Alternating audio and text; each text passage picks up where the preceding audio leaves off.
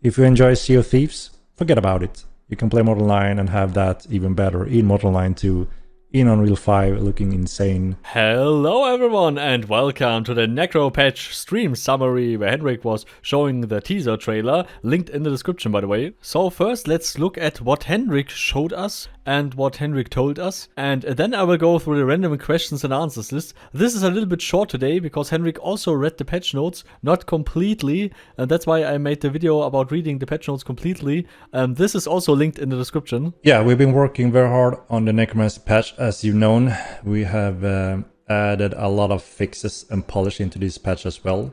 And we have had a lot of fun and excitement playtesting the game, especially the new locations. It's been a blast, and I'm very excited to see how you guys experience those areas as well. Servers will go down soon. I haven't checked the status, but it's a process. Yeah, I noticed my camera is quite dark. I have the light in the room as bright as it's possible. I think it's due to the sun going in and blending the camera a little bit. I try to crank up the brightness, try a little bit more. I think I need a better camera actually. I don't care about the camera. Thank you, Stan. Thank you, Stan. I just want to look like a sunburned person when I'm not. Shall we go through a patch note, guys? Because the system behind the patch notes is when we deploy it to Steam. That's also when the patch notes goes live. But I actually have copied the patch notes so we could actually scan through it. Greetings, mortals! This is our largest patch to date, and it contains a significant amount of new content, changes, fixes, and improvement to all areas of the game. First and foremost, you can now explore the latest magic school and try your hand at raising powerful creatures. In addition to Necromancy, many new options are presented to players interested in the darker side of magic. As you know, the big thing, or one of the big things, is the Necromancy school finally finished. Going into the game. Polish. So yeah, as you know, Necromancy includes both, it's like three things. Spellcasting, the summoning, and then we have the ritual parts, which is quite the crafting area on its own. So yeah, Necro patch will go live today.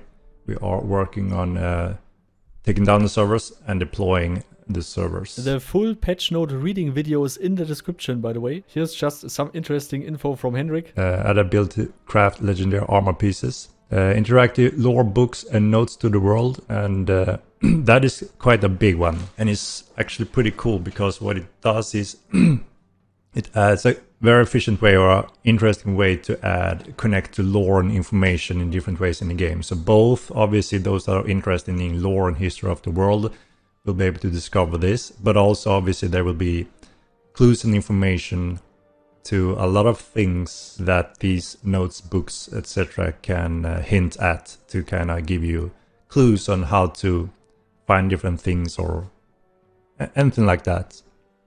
So we upgraded the engine to 4.27. That is one important step towards going over to Unreal 5. As you know, we are working on as well. We're gonna be the world first MMORPG running on Unreal 5 in this large-scale solution. That's gonna be very exciting when we get closer to show you some of that. And with this engine update, we also actually benefit from a few things. As now, the game uses UL compression to reduce game size and thus improve loading time for disk, which is awesome. We all want quicker loading times, right, when loading data and loading the game. And this means that the full game is now only 60% of its previous size, so that's a good improvement as well, quite the improvement. We upgraded the DLSS version as well to the latest, so we have better performance there for those that are running RTX cards that can utilize that function.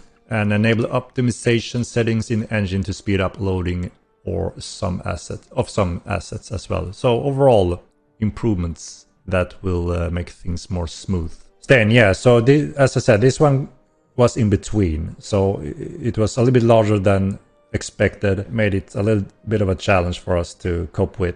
But yeah, moving forward from this, every next patch is going to be smaller and focused on specific areas in this new structure that we have set up. So they will be more regular and yes, smaller.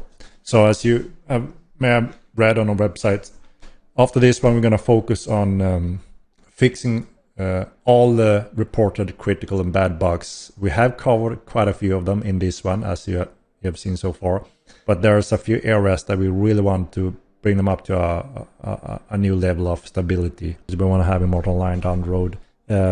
There's so many features for sure. Some magic schools, you know, we have upcoming continents. Like I said, we have the boat ship system coming eventually, but it's gonna take a while before we have all that finished. But you know, over a year or two, we're gonna have a game that is sick in terms of features and mechanics. So many good games in one game, pretty much. You know, if you enjoy Sea of Thieves, forget about it. You can play Mortal Online and have that even better in Mortal Online 2, in Unreal 5, looking insane. Do you like just battling and sieging in Mordhau Age of Chivalry? Forget about it.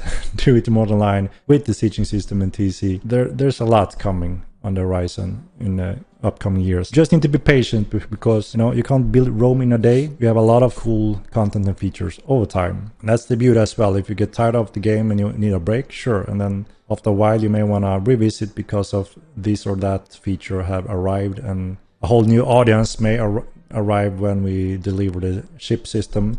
We have a few streamers in Sea of Thieves that are really much looking forward to the ship system in Mortal Online, and they will join Mortal Online when that arrives. So there's so many different stages in the coming years. What do you say to the idea that the current MMO2 world is too big? It's not, because we can't aim at a low bar, right? We need to aim at realistic and future goals. And our goal is not to host only 1,000 players as we have online right now. Our goal is obviously to reach very high numbers down the road again. As we mentioned many times, how our vision and goals are looking at and how many years forward we are planning for. That's when we're going to start growing and reach big numbers over time. And then obviously Mortal Kombat 2 Milan map will be way too small. That is why we will need additional continents over time. Now to the random questions and answers list. Roadmap will come soon. Naming and coloring for bags will come. They also worked on security and anti-cheat mechanics, and they banned hundreds of accounts in the last weeks, and they will remove people who using exploits. Necromancy dungeon is the largest dungeon with cool new stuff and trap mechanics. New items and lore info is added to find secret stuff. Guild name rendering distance will be increased. Tower shields will come with the next patch, not with this patch. Beast Mastery changes will come, and you will need more player skill. More to how Beast Mastery will work is linked in the description. Nvidia Reflex will be used in the future, maybe. Henrik is looking forward to the ship system and the wagon system as always. The boss in this Necromancy patch, I think he is talking about the Kimuru, is a tier 2.5 AI and not a tier 3 AI. So they will improve the AI behavior over the coming months and years, and they will push out tier 3 AI a little bit later, but right now it's not at its full potential. The video about the tier 3 AI is linked in the description. When Henrik is playing Mortal undercover, he is not killing innocent people. The Unreal Engine 5 upgrade will bring improvements in the level streaming and will also fix the weather system. The subscriptions will start when more stuff is polished and more stuff is fixed, and the stuff that is still missing and is promised by Starbolt, so they will delay subscription also until they hit marketing, I guess. I don't know what the plan is here. The Bounty Hunter system will get improvements in the future.